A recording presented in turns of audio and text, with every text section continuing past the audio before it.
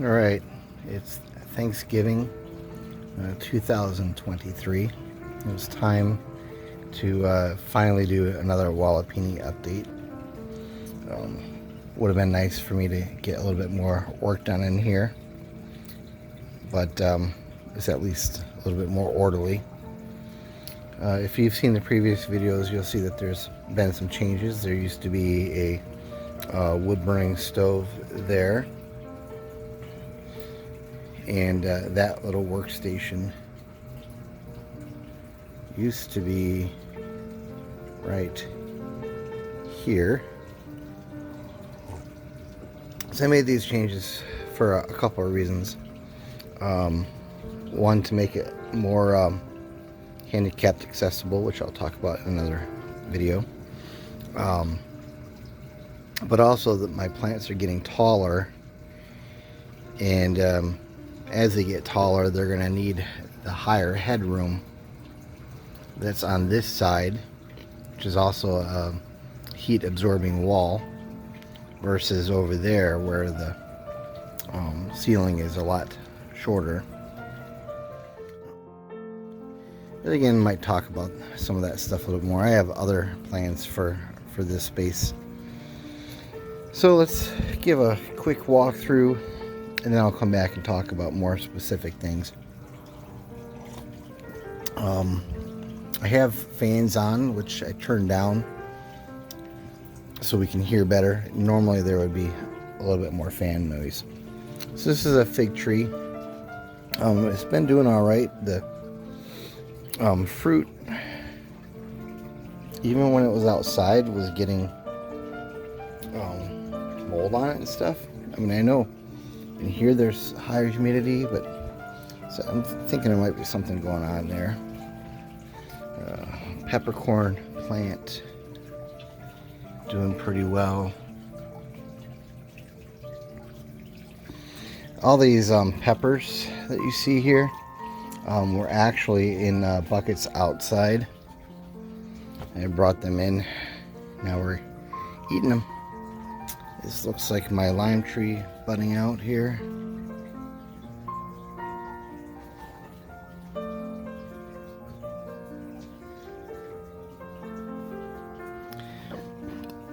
The coffee plant is finally bearing seeds. Very happy about that. The coffee plant I've had trouble with, along with a couple of the other plants that do not seem to like the fluctuations of the heat and cold that we get in the winter, not so much in the summer, ironically. So that's something that I've been working on moderating this winter. We'll talk about it. There's a cucumber plant that goes up, and it's still bearing cucumbers for me. It's a special variety that doesn't need pollination. It doesn't need to be watered though, so I should probably do that. Bunch of coffee plants in the wings, sugar cane in the corner, ghost peppers.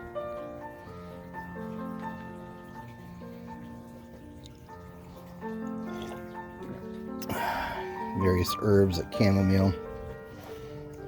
Cilantro I transplanted from the garden. I thought it would do better. It hasn't.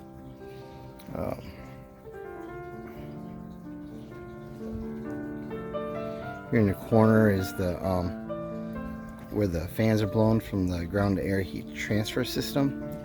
Normally it'd be blowing a lot with a lot more force, but like I said, I have it turned down for recording the video.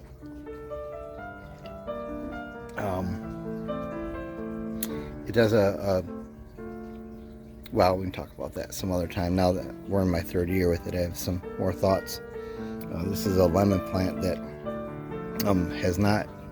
that also dropped its leaves and hasn't really come back. But I think some of these actually, you can kind of see, I think it got cut by a bug. So something I'm keeping an eye on.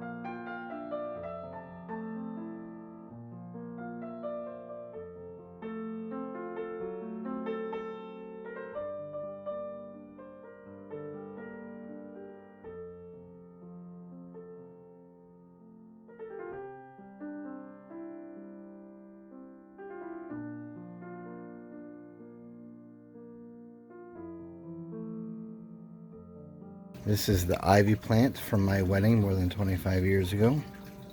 I have a video up about my wedding, or as a wedding anniversary gift for my wife.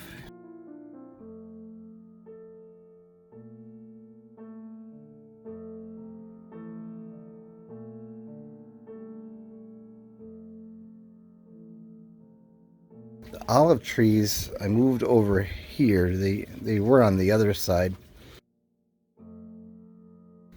They seem to do really well when the temperature, like we get drafts, of course. It's a greenhouse basically. So if you're along the wall, then you know, you're gonna have that burst of cold air in the winter, and the olive plants seem to survive that the most. So I actually brought them over. Some of you from the previous video will notice that they're lower. This whole wall is lower. Some garlic I got growing in some pots, trying to do some grape cuttings. We did get olives off of this last year, not very many. In fact, I can see one right here. It's didn't get harvested. But what happened last year was I didn't have a good pollination plan for the olive trees. So I'm hoping that this fan does the trick this year. One of the problems that I'm having is things are flowering in the winter when I don't have good pollinators. Another problem solving, you can hand pollinize things, of course, but kind of a lazy person.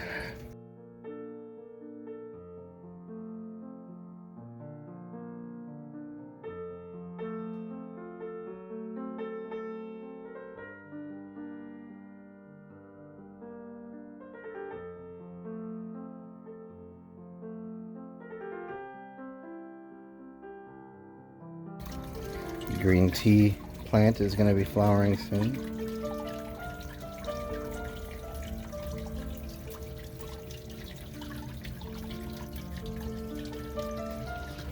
So I put a solar cover over the top of this whole thing in order to keep the wind from just blowing my heat away, which has increased the humidity, but it also reduced the amount of sunlight. So I'm going to need to get some more grow lights. Not that I had enough grow lights before, I didn't. But I think it'll be more of a necessity this year.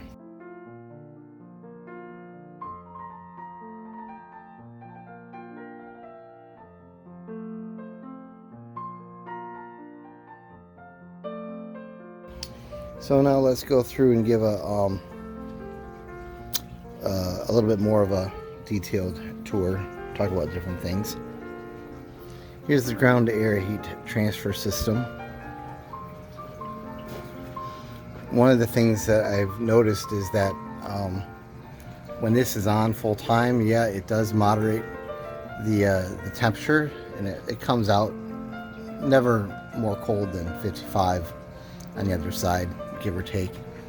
But when I'm heating it during the day, on a cold day, I don't want these fans going, sucking the heat up out into the ground. I want it actually in the greenhouse, in the Walipini. So I have this actually set up to one of those thermal blocks. It comes on at 78 and cuts off at 70. So now this is only on when it's hot enough. So if it's sunny out, that's going to kick on. Otherwise, my heat's going to stay in the Walipini and not get sucked out of the ground. And I'm also running it on solar, which is actually a more pertinent thing that I have running off of solar. Is this bad boy here. This is one of the main ways that I kept the Walipini from not dying last year.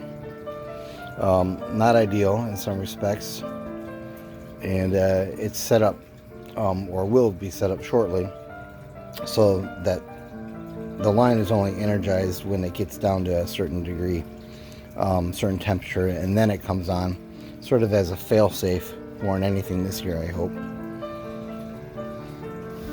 So coming back around here, these are Dwarf Bananas. They haven't gotten as much attention as they need. They got a bunch of pups that I need to get out of there too.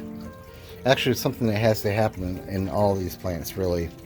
They all desperately want to be repotted. So that's something that I'll be doing. It's a pretty flower. Guess I'll hand pollinate that. This is my second try with the peppercorn.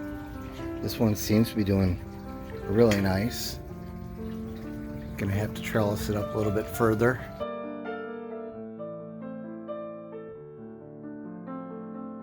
This is my first time ever with peppercorn. Like, I mean, the other ones died, but like I've never seen one in real life. So I'm kind of learning about them as I go.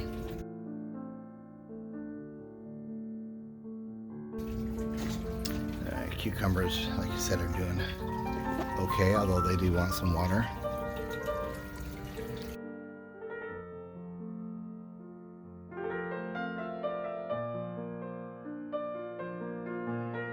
This is a Meer Lemon, and this again somehow lost its leaves, and these look cut to me like some sort of critter maybe, as opposed to on this far branch it looks like they fell off there, and this is kind of getting wild and crazy too, bigger than I really wanted it. But since the leaves are up there, I thought I would leave it go so it can continue to get energy until it makes new leaves, which it is slowly beginning to do. I don't know if you can see that there. So once it gets its growth back, I'll trim this back down so it's more manageable. Trying to root some grapevines.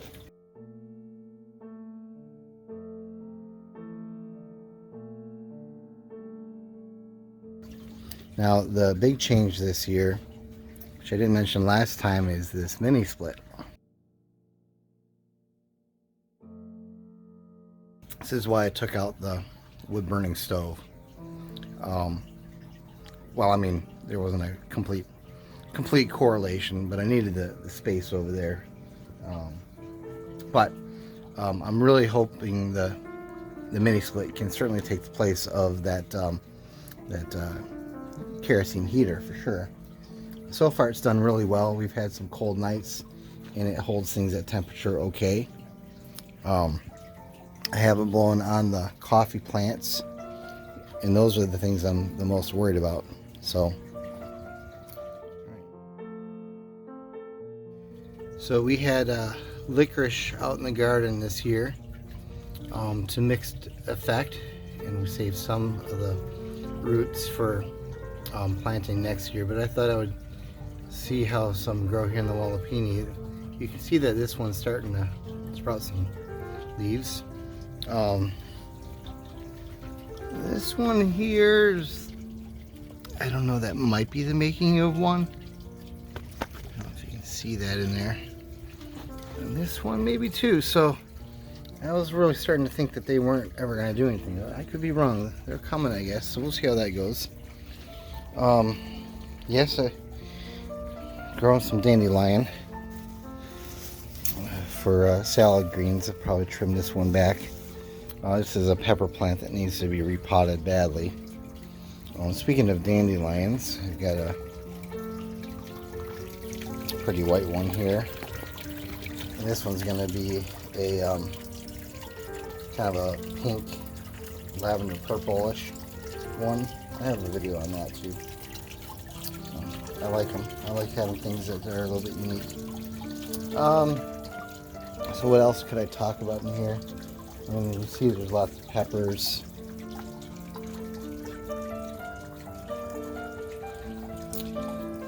The Minisplit.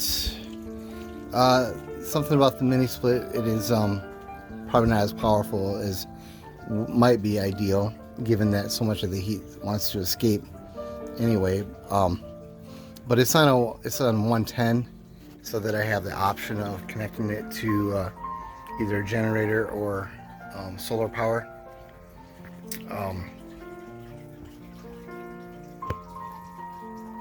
But even so, I don't know if I'd want a really super powerful one in here. I don't know if it'd be that much of a savings on energy costs if I did something like that. I have other backup means of heating. I have these 55-gallon drums as thermal mass. I could probably pull out the temperature. This whole water feature in the middle is intended to absorb heat and emit it. I got another 55-gallon barrels over here filled with water that kind of do the same. As far as the solar goes, I have some solar panels coming in right here, and I haven't decided if I'm going to run the emergency kerosene heater off of this system or my other system. Well, I guess that's about it for this year. Well, at least for now. I'll come back, and after I clean things up a little bit, go over some of the other improvements or changes that I've made. This has been a big learning process for me.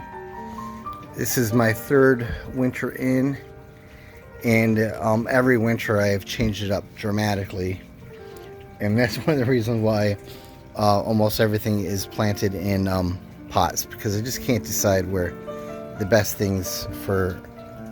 places for everything to go is yet. But I have the option to put some of the things in dirt when I finally decide. How about I take a last quick walk through, see if anything comes to my mind is worthy of talking about right now. This is bamboo.